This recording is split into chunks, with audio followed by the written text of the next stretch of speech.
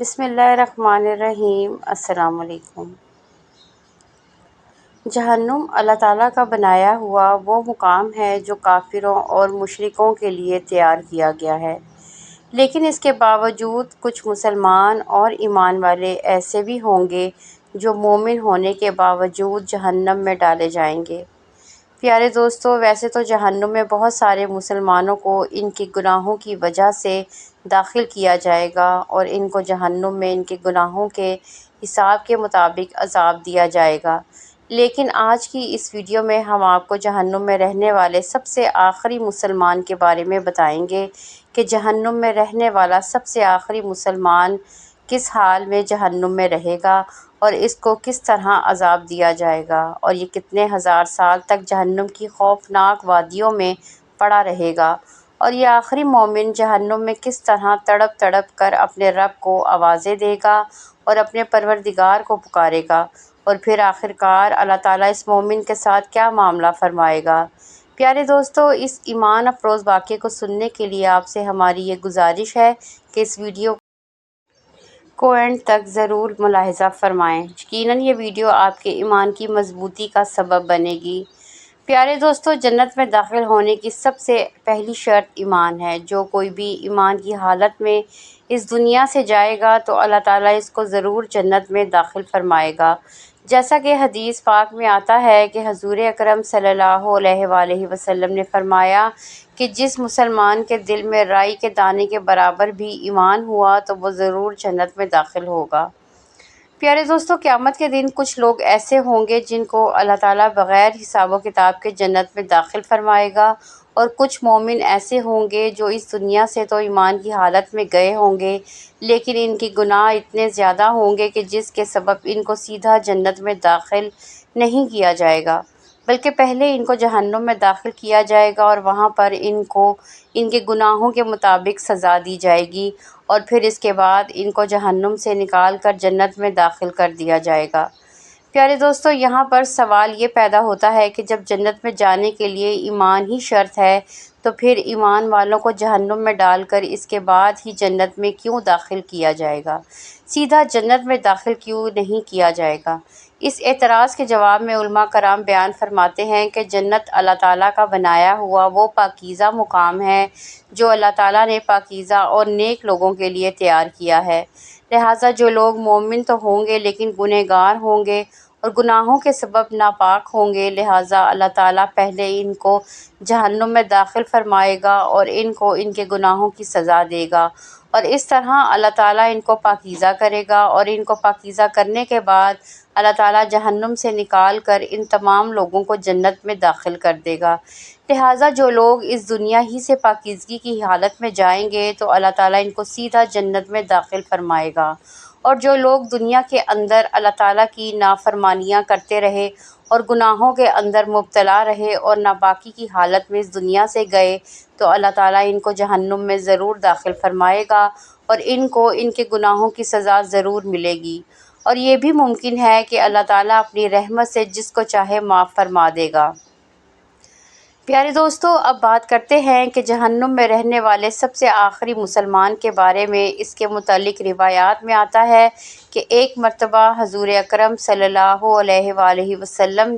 صحابہ کرام کی مجلس میں جلوہ افروز تھے کہ ایک شخص حضور اکرم صلی اللہ علیہ وآلہ وسلم کی خدمت میں حاضر ہوا اور عرض کرنے لگا، یا رسول اللہ صلی اللہ علیہ وآلہ وسلم، کوئی ایسا مومن بھی ہوگا جو جہنم میں رہے گا؟ تو حضور اکرم صلی اللہ علیہ وآلہ وسلم نے ارشاد فرمایا کہ ہاں، ایک شخص ایسا بھی ہوگا جو جہنم کی گہرائی میں 1000 سال تک رہے گا، اور یہ مومن مسلسل اللہ تعالیٰ کو جہنم میں پکارتا رہے گا۔ حضور اکرم صلی اللہ علیہ وآلہ وسلم نے ارشاد فرمایا کہ ایک دن یہ شخص اس قدر بلند آواز سے اللہ تعالیٰ کو یا حنان یا منان کہہ کر پکارے گا کہ اس کی آواز کو حضرت جبرائیل علیہ السلام جہنم کے قریب سے گزرتے ہوئے سن لیں گے، اور حضرت جبرائیل علیہ السلام حیران ہو کر فرمائیں گے کہ یہ کیسی عجیب بات ہے کہ کوئی مسلسل اللہ تعالیٰ کو یا حنان یا منان کے نام سے پکار رہا ہے۔ اس کے بعد حضرت جبرائیل علیہ السلام اللہ تعالیٰ کے عرش کے سامنے حاضر ہوں گے اور اپنے سر کو سجدے میں رکھ کر اللہ تعالیٰ کی تسبیح بیان کریں گے تو اس وقت اللہ تعالیٰ ارشاد فرمائے گا کہ اے جبرائیل علیہ السلام اپنے سر کو اٹھاؤ۔ جیسے ہی حضرت جبرائیل علیہ السلام اپنے سر کو اٹھائیں گے تو اللہ تعالیٰ ارشاد فرمائے گا کہ اے جبرائیل علیہ السلام بتاؤ تم نے کیا عجیب دیکھا۔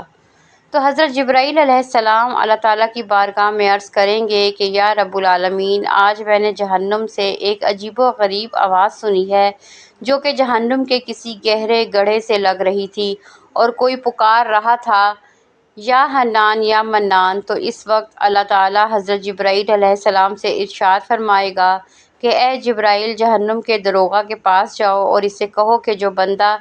یا حنان یا منان کی صدا لگا رہا ہے اسے جہنم سے نکال کر تمہارے حوالے کر دے، اور پھر تم اسے میرے پاس لے آؤ۔ اس کے بعد حضرت جبرائیل علیہ السلام جہنم کے دروازے پر تشریف لائیں گے اور جہنم کے دروازے پر دستک دیں گے تو جہنم کے داروغہ حضرت مالک باہر آئیں گے اور حضرت جبرائیل علیہ السلام انہیں اللہ تعالیٰ کا پیغام سنائیں گے۔ اللہ تعالیٰ کا یہ پیغام سن کر جہنم کے داروغہ حضرت مالک جہنم میں اس بندے کو تلاش کرنے کے لیے جائیں گے۔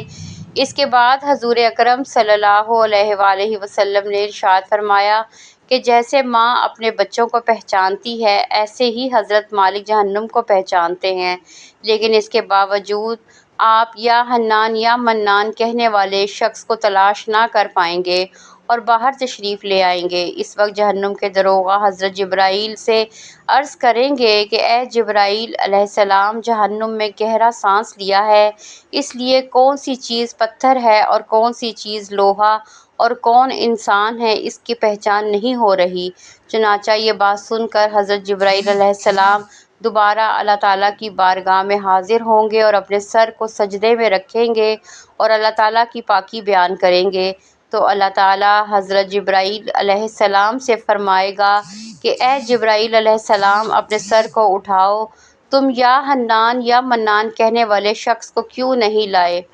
تو حضرت جبرائیل علیہ السلام اللہ تعالیٰ کے حضور عرض کریں گے کہ یا رب العالمین، داروغہ جہنم میں حضرت مالک نے بھی معذرت کر لی ہے۔ وہ کہتے ہیں کہ جہنم نے ایک گہرا سانس لیا ہے جس کی وجہ سے پتھر، لوہے اور انسان کے درمیان کوئی فرق نہیں بچا۔ یہ سب جل کر کوئلہ بن چکے ہیں اور کسی چیز کی پہچان نہیں ہو رہی۔ تو اللہ تعالیٰ ارشاد فرمائے گا کہ اے جبرائیل علیہ السلام، جہنم کے داروغہ مالک سے جا کر کہو کہ میرا بندہ جہنم کے فلاں گڑھے میں فلاں کونے میں اس حالت میں پڑا ہے۔ چنانچہ حضرت جبرائیل علیہ السلام اللہ تعالیٰ کے حکم کے مطابق جہنم کے دروازے پر دوبارہ جائیں گے اور حضرت مالک کو یا حنان یا منان پکارنے والے شخص کا پتہ بتائیں گے۔ چنانچہ حضرت مالک جہنم کے اندر دوبارہ جائیں گے اور اس مقام پر جا کر دیکھیں گے کہ ایک شخص جس کے پاؤں اس کی پیشانی کے ساتھ بندھے ہوئے ہیں اور اس کے ہاتھ گردن کے ساتھ بندھے ہوئے ہیں، اور جہنم کے سانپ اور بچھو اس کے ساتھ لپٹے ہوئے ہیں۔ چنانچہ حضرت مالک اس شخص کی زنجیروں کو توڑ دیں گے اور اس آدمی کو جہنم سے نکال کر حضرت جبرائیل علیہ السلام کے حوالے کر دیں گے۔ حضرت جبرائیل علیہ السلام اس شخص کو لے کر اللہ تعالیٰ کے حضور حاضر ہوں گے اور اپنے سر کو سجدے میں رکھیں گے۔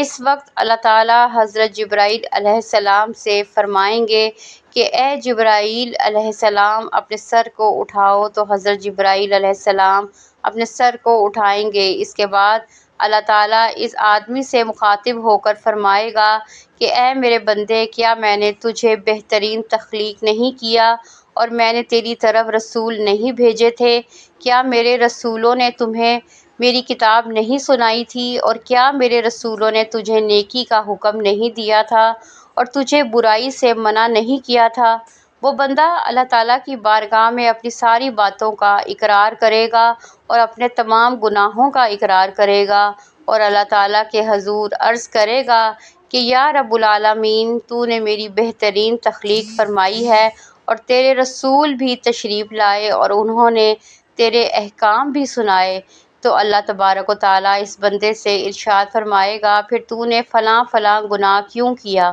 اس وقت وہ بندہ اللہ تعالیٰ کی بارگاہ میں عرض کرے گا کہ یا رب العالمین، میں نے اپنی جان پر ظلم کیا جس کی وجہ سے مجھے جہنم میں ڈال دیا گیا۔ وہ بندہ اللہ تعالیٰ کی بارگاہ میں عرض کرے گا کہ یا رب العالمین، اس کے باوجود میری امید نہیں ٹوٹی، مجھے تیری رحمت سے امید تھی، اسی لیے میں تجھے پکارتا رہا۔ یا رب العالمین، تو نے مجھ پر اپنا کرم کیا اور مجھے جہنم سے نکال دیا۔ اے میرے پروردگار، مجھ پر رحم فرما اور مجھے بخش دے۔ اس کے بعد اللہ تعالیٰ ارشاد فرمائے گا کہ اے فرشتوں، گواہ ہو جاؤ کہ میں نے اس بندے پر رحم کیا اور اس کو بخش دیا۔ پیارے دوستو، بے شک اللہ تعالیٰ کی رحمت اور محبت کی کوئی حد نہیں۔ اللہ تعالیٰ کی رحمت اللہ تبارک و تعالیٰ کے غضب پر غالب ہے، اور اللہ تعالیٰ اپنے بندوں سے 70 ماؤں سے بھی زیادہ پیار کرتا ہے۔ آج ہمارے پاس وقت ہے، آج ہم خود کو پاکیزہ کر لیں، کہیں ایسا نہ ہو کہ اللہ تعالیٰ قیامت کے دن ہمیں جہنم میں ڈال دے۔ اللہ تعالیٰ سے دعا ہے کہ اللہ تعالیٰ ہمیں گناہوں سے بچنے کی توفیق عطا فرمائے اور سیدھے راستے پر چلنے کی توفیق عطا فرمائے۔ قیامت کے دن ہمیں ان لوگوں کے ساتھ اٹھائے جو لوگ اس دنیا کے بعد سیدھا جنت میں داخل ہوں گے۔ اگر آپ کو آج کی ویڈیو پسند آئی ہو تو چینل کو سبسکرائب ضرور کریں۔ ملتے ہیں اگلی ویڈیو میں۔ اللہ حافظ۔